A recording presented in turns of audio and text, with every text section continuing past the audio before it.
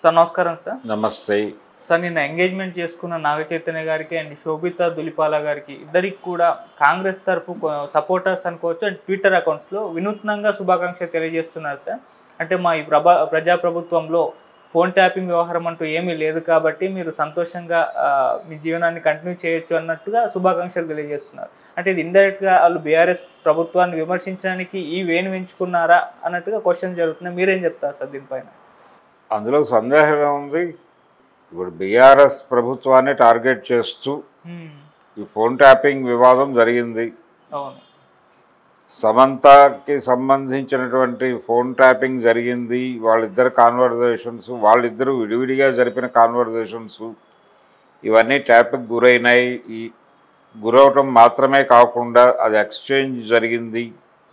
ఇలా ఒకరి విషయాలు ఒకరికి తెలిసిపోవడం చేత వాళ్ళ మధ్య విభేదాలు వచ్చి విడిపోయారు. దీనికి కారణం బీఆర్ఎస్ ప్రభుత్వమే అని ఒక సిద్ధాంతం ఆల్రెడీ ప్రపంచంలో సర్క్యులేట్ అయి ఉంది, అధికారికంగా కాదు అనధికారికంగానే.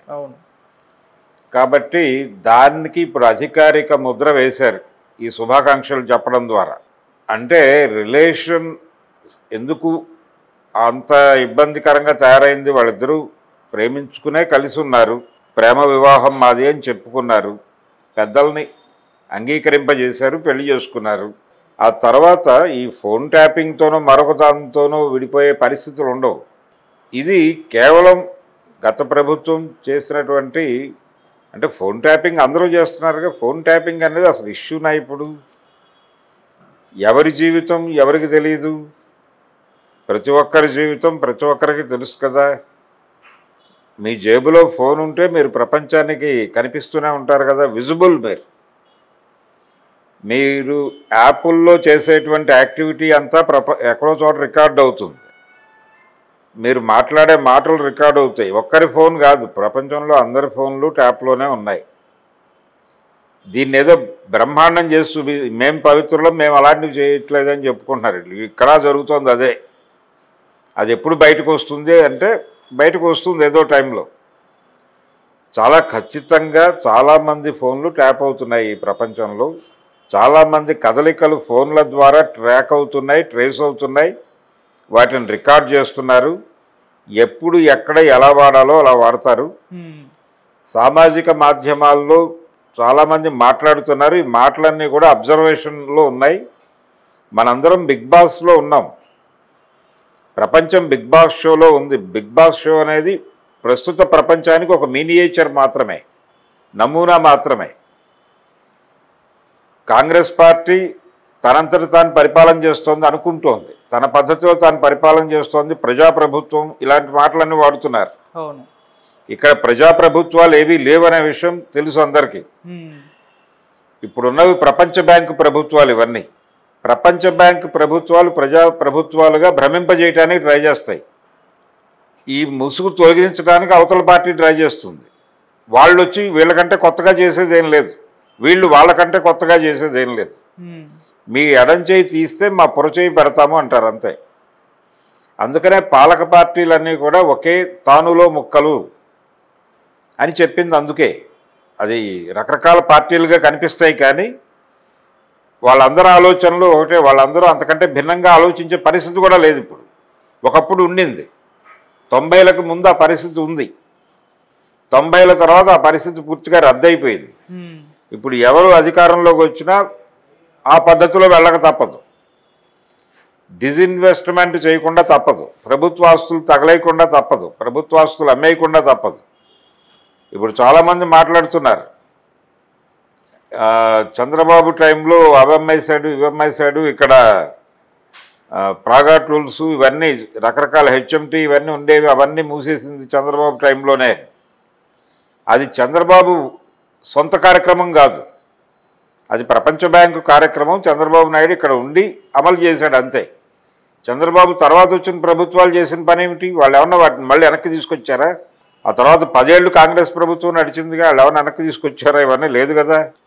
దాన్ని మరింత పద్ధతిగా కొనసాగించారంతే. ఎవరూ కూడా గత ప్రభుత్వం మీద చేసిన విమర్శల్ని వీళ్ళ ప్రభుత్వం వచ్చాక వెనక్కి తీసుకురావడం అనేది జరగదు.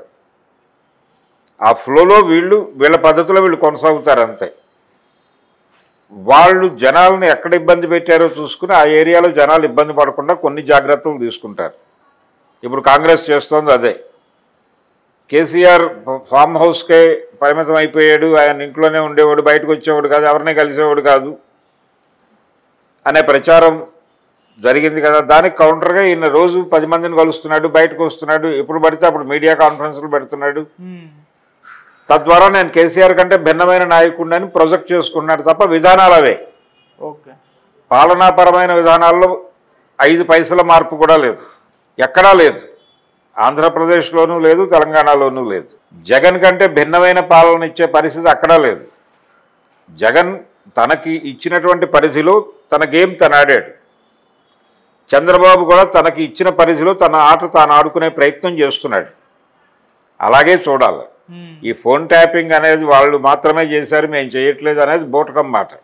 ఈ ప్రపంచంలో ఎవరు గోప్యంగా లేరు. గోప్యంగా ఉంటే అరెస్ట్ చేస్తారు. గోప్యంగా ఉండే పరిస్థితి ఎవరికీ లేదు. ప్రతి ఒక్కరూ ట్రాక్ అయి ఉన్నారు, ప్రతి ఒక్కరి అకౌంటు ట్రాక్ అయి ఉంది, ప్రతి ఒక్కరి కదలికల మీద నిఘా ఉంది అనే స్పృహ ఉండాలి. ఇప్పుడు యాప్ల ద్వారా ఒక చోట పోగుబడినటువంటి సమాచారాన్ని రైట్ టు ఇన్ఫర్మేషన్ యాక్ట్ కింద ఎవరు అడిగినా ఇవ్వాలి కదా చట్ట ప్రకారం. అలా రైట్ టు ఇన్ఫర్మేషన్ యాక్ట్ కింద నా భర్త ఫోన్ టాక్స్ అన్నీ కూడా నాకు కావాలి, ఫోన్ అంటే యాప్ ట్రాక్ చేసిన సమాచారం కావాలి అని ఒక భార్య అడిగితే ఇస్తారనుకోండి. అలాగే భార్య తాలూకా యాప్ ట్రాన్సాక్షన్, అది ఫోన్పేలో ఎవరికి ఎంత డబ్బులు వేశారు దగ్గర నుంచి ఇంకో రిపోర్ట్ అవతలకి వెళ్ళింది అనుకోండి, వాళ్ళిద్దరి మధ్య ఘర్షణగా, అందులో ఎవరి ప్రమేయం ఉంది?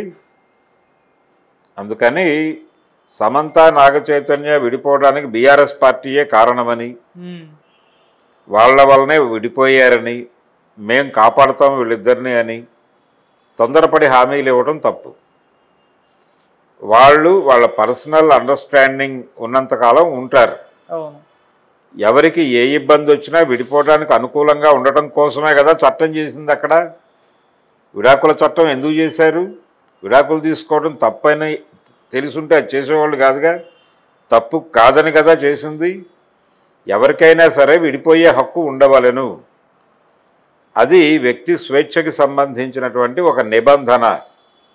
ప్రజాస్వామ్యంలో ఖచ్చితంగా ఈ వెసులుబాటు ఉండి తీరాలి అనే ఉద్దేశంతో చట్టం చేశారు. ఇలాంటి పిచ్చి మాటలు మాట్లాడటం రాజ్యాంగ వ్యతిరేకం. రాజ్యాంగ వ్యతిరేకం మాత్రమే కాదు, చట్ట వ్యతిరేకం కూడా. ఈ స్టేట్మెంట్ ఆధారంగా ఎవరైనా కోర్టులో